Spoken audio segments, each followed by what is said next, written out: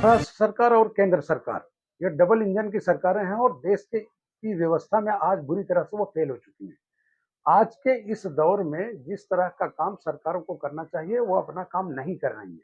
इसीलिए कल बड़े पैमाने पर सभी हमारे इंडिया गठबंधन के जो साथी हैं, बड़े पैमाने पे धरना प्रदर्शन कर रहे हैं।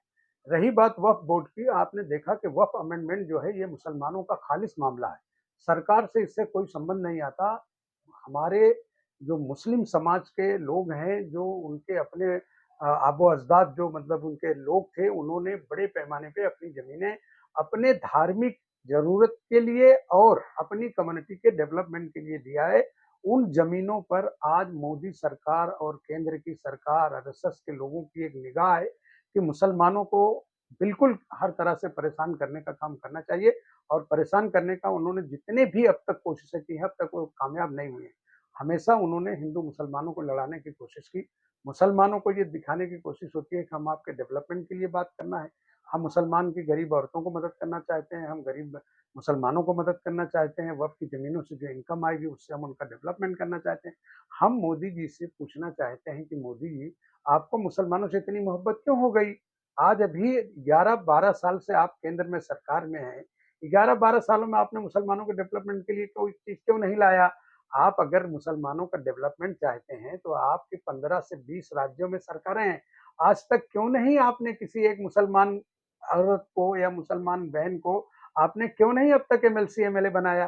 केंद्र में आपकी सरकार है, 11 साल हो गए आपकी सरकार को, इसमें तो आपने किसी भी मुसलमान को लोकसभा में आपने प्रतिनिधित्व नहीं दिया। गुजरात में आप 3 टर्म चीफ मिनिस्टर रहे, एक भी मुसलमान का आपने डेवलपमेंट नहीं किया, तो आज इतनी मोहब्बत आपको क्यों है? ये सिर्फ दिखावा है और धोखा है। ये सारी ज़मीनें हड़प के मुसलमानों की अडानी-अंबानी को देने का काम हो रहा है। मोदी जी को किसी मुसलमान से या किसी दूसरी कम्युनिटी से भी कोई लेना-देना नहीं है। अगर लेना-देना होता तो कल 3 दिन पहले मुंबई में 90 साल जूनी मंदिर को सरकार की देख-रेख में उनका उनका डिपार्टमेंट जाके तोड़ देता है, क्योंकि कॉर्पोरेशन भी आज उन्हीं की है, राज्य में मुख्यमंत्री जो है उनके हैं, शासन उनका है। ये सिर्फ एक छलावा, एक धोखा है। जमीन हड़पने, धर्म के बीच एक दूसरे को लड़ाने, लोगों के बीच में नफरत पैदा करने का काम कर रही है और कहना यह है कि हम मुसलमानों का डेवलपमेंट चाहते हैं, हम दलितों का डेवलपमेंट चाहते हैं, हम ओबीसी का डेवलपमेंट चाहते हैं। भाई, अगर आप दलितों का डेवलपमेंट चाहते हैं, तो किसी दलित को मंदिर का पुजारी क्यों नहीं बनाते? आप अगर किसी दलित को या मुसलमान का डेवलपमेंट चाहते हैं, तो बीजेपी का अध्यक्ष बना दीजिए। आप किसी मुसलमान को किसी राज्य का मुख्यमंत्री बना दीजिए ना, आपका डेवलपमेंट अपने आप दिख जाएगा। ये सब एक फ्रॉडगिरी का काम है, सिर्फ और सिर्फ नफरत करने का, कैसे आने का, वही काम मोदी जी और उनकी सरकार और उनके मुख्यमंत्री कर रहे हैं, क्योंकि उनको अच्छे से पता है कि उनके पास कोई विजन नहीं है। आज हालत ये हो गई है कि गरीबों के लिए कोई प्रोजेक्ट नहीं है। मैं मुंबई की अगर स्पेशली बात करूं, 3 प्रोजेक्ट का मैं जिक्र करता हूं जिसको लिए बीजेपी ढोल पीटती है। एक अटल सेतु, दूसरा कोस्टल रोड, तीसरा जो है वंदे भारत ट्रेन चलाना। मैं ये पूछता हूँ कि इस मुल्क में 140 करोड़ की आबादी है, जिसमें 120 करोड़ लोग गरीबी रेखा के नीचे हैं। उनमें से 80 करोड़ लोगों को ये 5 किलो राशन दे रहे हैं, ये कहकर कि आपके पास खाने का नहीं, इसलिए हम आपको राशन मुहैया करा रहे हैं। तो ये जो अटल सेतु है, उसमें 500 रुपया रेंट है आने जाने का, टोल टैक्स है। तो गरीब आदमी कौन सी गाड़ी लेके जा रहा है उसमें? यानी 120 करोड़ लोगों के लिए आपके पास कोई विजन नहीं है। आप जो भी विजन रेडी कर रहे हैं, वो अमीरों के लिए कर रहे हैं। अभी वंदे भारत ट्रेन आप चला रहे हैं, वंदे भारत से मुझे बताएं कि कौन सा गरीब आदमी उसमें जा रहा है। उससे बढ़िया आपको जो गरीबों के लिए रेल चलती है, उसकी व्यवस्था अच्छा कर दीजिए। जानवरों की तरह आदमी लद के उसमें जा रहा है। आपके पास एक भी नौकरियां नहीं है। आपने जितना 15 पॉइंट आपने जो देश के सामने रखे थे, 15 में से अगर 2-5 भी अगर आपने किया होता, तो शायद देश आपके साथ खड़ा होता। बेईमानी के नाम पर इलेक्शन कमीशन को धोखा देकर या इलेक्शन कमीशन को मिलाकर बेईमानी करके राज्य में सरकारें आप काम कर रहे हैं। अगर आपने बहुत बढ़िया डेवलपमेंट किया होता, तो 302 से घट के 243 पर कैसे आ गए आप? तो इससे मैं ये समझता हूँ कि ये जितनी भी पॉलिसीज आ रही हैं या लाई जा रही हैं, वो एक दूसरे को बांटने के लिए और आपसी भाईचारा खत्म करने के लिए हो रहा है, जिससे अगर वो कोई भी भ्रष्टाचारी या गलत काम करें, तो जनता उनके अगेंस्ट रोड पर नहीं आए। अब आप उदाहरण ले लीजिए, अभी पिछले हफ्ते तक महाराष्ट्र में औरंगजेब के इशू को उन्होंने रखा था। अरे भाई, एक तरफ आप कहते हैं कि हम औरंगजेब के बारे में अगर कोई बोलेगा, वहां जाएगा तो हम उसका घर तोड़ देंगे, उसको देशद्रोही घोषित करेंगे।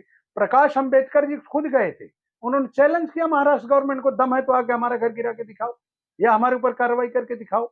इससे ये लगता है कि ये इस तरह के विषय तलाश कर लाते हैं जिससे आम आदमी की जिंदगियों में होने वाले बदलाव को रोक सके।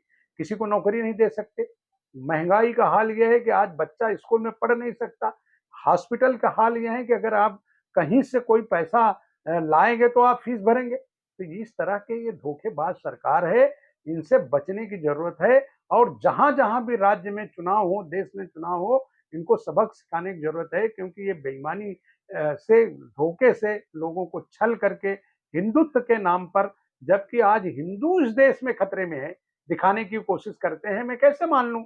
140 करोड़ के इस देश में 120 करोड़ हिंदू हैं। अगर 120 करोड़ हिंदू में राष्ट्रपति हिंदू है, प्रधानमंत्री हिंदू है, सारे मुख्यमंत्री हिंदू हैं, तो भी उनको खतरा है। फोर्सेस उनकी हैं, सारा पैसा उनके हाथों में है। तो ये झूठ बोल के, छलावा करके कुछ लोगों को मदद करने का वो काम कर रहे हैं, बाकी इससे कोई लेना देना नहीं। सर, उन बुद्धिस्ट लोगों का जो गया के अंदर जो मंदिर है बुद्ध विहार, उसको वो लोग पाना चाहते हैं, जैसे वो पंडितों के हाथ में, तो उसके बारे में देखिए, क्या वही अकेले क्यों, जिस तरह से ये मुसलमानों की मस्जिदों की खुदाई कराने का काम करते हैं, अगर जब बुद्धिस्ट वही कह रहा है ना, उनके जो धर्म गुरु हैं, भदंत जितने हैं, उनके जो धर्म गुरु हैं, वो वही कहते हैं ना कि अगर मेरी चीज है और मेरे हाथ में है तो उनके पास रहने देना चाहिए। तो सरकार को ये निर्णय लेने की आवश्यकता नहीं पड़ती, क्योंकि धर्म का चलाना सरकारों का काम नहीं है। धर्म चलाना धर्म के जो मानने वाले लोग हैं उनका है।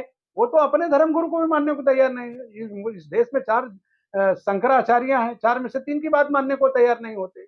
उन्होंने राम मंदिर बनाई, प्राण प्रतिष्ठा किया, बहुत बढ़िया तरीके से किया, ठीक है, लेकिन वो हिंदू धर्म के हिसाब से वो ठीक नहीं था। उनके जगत गुरु जो है, उन्होंने साफ साफ मना कर दिया कि हम नहीं जाएंगे, तीनों शंकराचार्य नहीं गए, चारों। तो ये ऐसे ही हठधर्मी और बेईमानी की सरकार है। लोगों को सिर्फ बेवकूफ बना रहे हैं कि हमसे जनता कोई सवाल ना करे, हम जो दे रहे हैं इसी में जनता खुश रहे। इसलिए उन्होंने देश में 80 करोड़ लोगों को, जो वो खुद कह रहे हैं, उनका आंकड़ा है, मैं दूसरी पार्टी में हूँ इसलिए कह रहा हूँ नहीं, 80 करोड़ लोगों को वो कह रहे हैं कि हम राशन दे रहे हैं फ्री का। भाई क्यों दे रहे हैं आप? 80 करोड़ लोगों के हाथ में बेहतरीन देश का डेवलपमेंट ले आइए, रोजगार लाइए, जिससे वो भी तो अच्छी जगह जी सके। वो आपके 5 किलो राशन के लिए क्यों मोहताज रहे? तो ये बेवकूफ बनाकर लोगों को अपनी तिजोरी बन रहे हैं, अपने मित्रों के लिए काम कर रहे हैं। आप देखिए, मुंबई की सारी जमीनें लूटी जा रही हैं, देश में जहां जहां जमीनें हैं वो लूटी जा रही हैं। हर जगह बेवकूफ बनाने का काम है। खुद स्वयं अयोध्या में 13,000 हेक्टेयर लैंड इस झगड़े को दिखाकर बेच दिया अडानी अंबानी, और धरावी की जमीन के बारे में उसका आंदोलन चल रहा है। मुंबई कांग्रेस के अध्यक्षा और पूरी टीम जबरदस्त आंदोलन कर रही है, लेकिन जिस तरह से वहां कार्रवाई हो रही है, थोड़े दिनों में आप देखना वो जमीन भी जो है अडानी के कब्जे में होगी। सरकार उनके साथ खड़ी है बेईमानी से। 20 तारीख को जो आंदोलन होने वाला है उसके बारे में क्या? नहीं, आंदोलन तो हमारा पूरे तौर तरीके से चालू ही है। आंदोलन नहीं का क्या सवाल है? हर जगह हर दिन कांग्रेस आंदोलन कर रही है। और उसमें कितने लोग शामिल नहीं, होने वाले हर सभी उसमें इंडिया गठबंधन के सारे साथी हैं, सब होंगे। और कांग्रेस स्वयं जो है हर इशू को लेकर, अभी राहुल गांधी के इशूज को लेकर, राहुल गांधी कुछ बोलते हैं तो फौरन उनको मिर्ची लगती है। अरे भाई, आप सुनने की भी ताकत रखिए। आप राहुल गांधी के खिलाफ हजारों करोड़ रुपया खर्चा करके उनके अगेंस्ट आप प्रचार कराते हैं अपने गोदी मीडिया से, तो अगर राहुल गांधी कोई शब्द बोलते हैं तो उन पर बात करना चाहिए। अब 2 दिन से आरोप लगा रहे हैं कि राहुल गांधी विदेश गए, देशद्रोही का काम कर रहे हैं, उन्होंने जाकर विदेश में भारत का नाम खराब किया। इसकी शुरुआत किसने की? भारत के अगेंस्ट पहली बार तो प्रधानमंत्री ने बोला ना कि मैं ऐसे देश में पैदा हुआ, मुझे शर्म आती है। किसके जुमले हैं? प्रधानमंत्री के हैं। तो आपने शुरुआत की तो आप देखते रहिए।